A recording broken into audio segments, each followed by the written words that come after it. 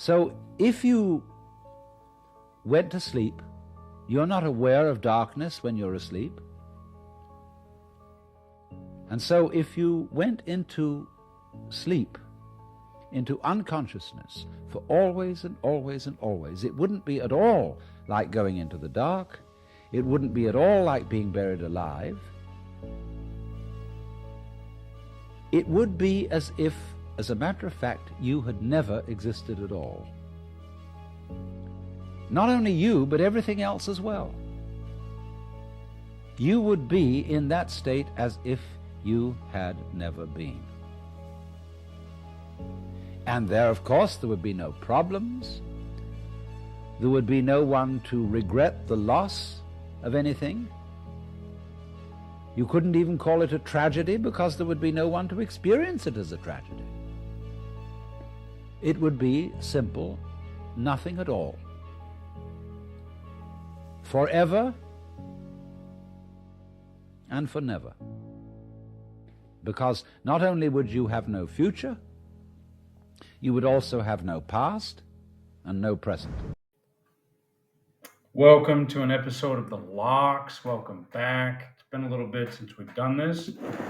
I opened up with Alan Watts on death. It's pretty heavy. If you've never seen that before, it may actually give you goosebumps. After that clip, which I cut the rest out, it explodes out to his face and he gets into a discussion about the possibility of reincarnation. Now, this is the Locks Live On experience. Yes, that could possibly relate to living on, obviously. But we're talking about with the Locks, we're talking about living on in your current, with your current consciousness.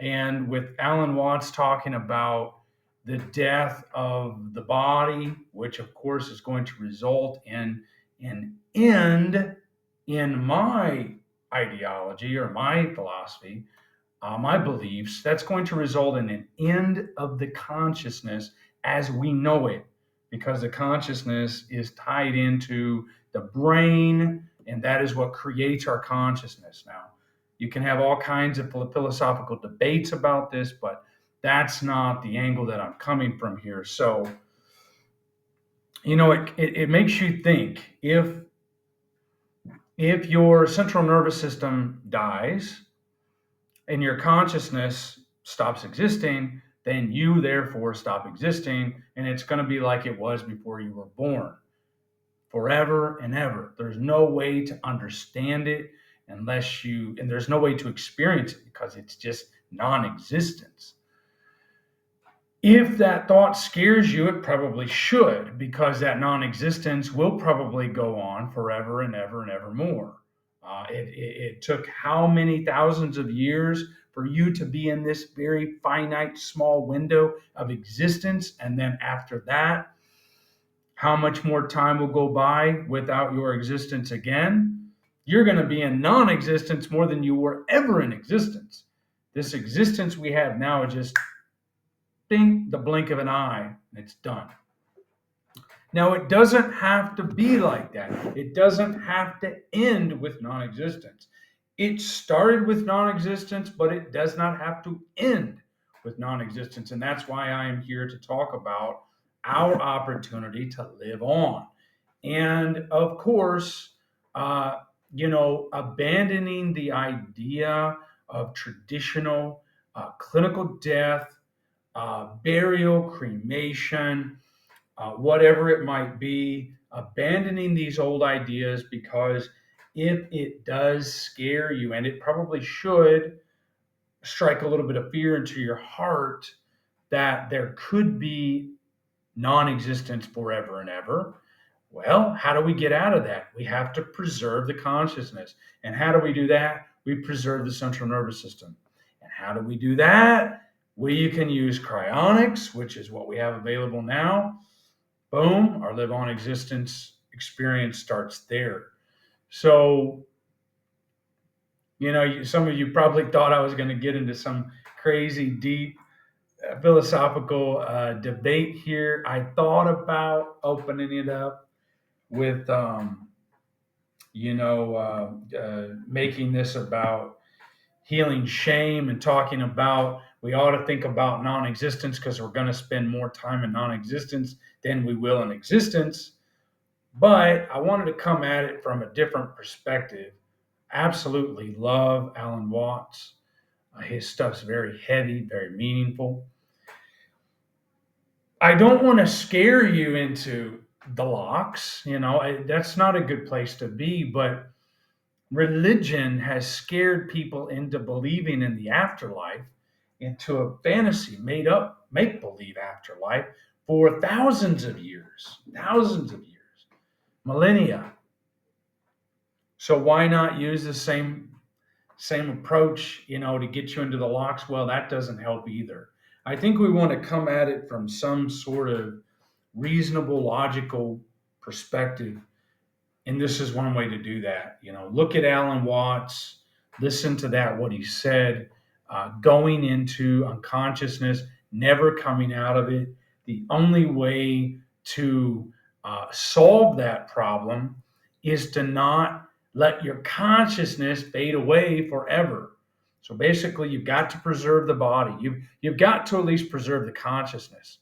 And we can do that in a couple of ways we've talked about before. There's your neural cryopreservation. There's the whole body vitrification, cryopreservation, which is all cryonics. And then there is the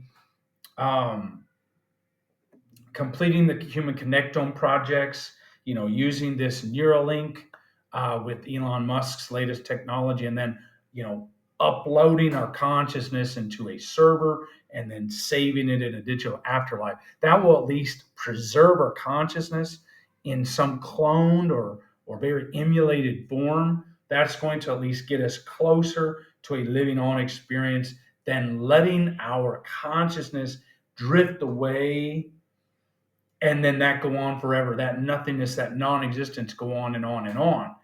How can you ever get the consciousness back that you had intact if you let it fade out there into space, into interstellar or cyber, wherever it goes, into into the cosmos? If you let your consciousness drift out, fall apart into the consciousness, can it ever come back together and then recreate you in some form? Well, that's what Alan Watts starts to get into again. It is a fascinating concept. That's the whole idea of reincarnation. Your consciousness breaks down, it floats out into the cosmos, and just like the Big Bang occurring over and over and over again, eventually it's going to condense back down, and then it's going to explode out, possibly condense down into a new form, where your consciousness goes into a new form. Yeah, that's reincarnation. It's fascinating, could be scientifically viable. I'm not going to be a proponent of that right now, because I think becoming a proponent of that doesn't allow us to try to push forward on new technology. I'm not saying I'm completely opposed to the idea of reincarnation. It's possible. Anything's possible. But I think this opening up with Alan Watts can help you think about this concept of non-existence. How do you fathom it?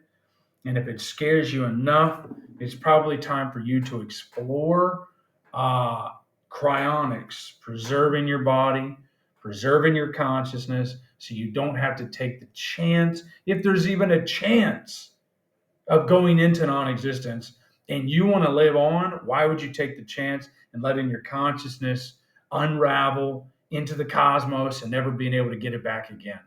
You're better off preserving the consciousness and being able to come back at a later time with reanimation science.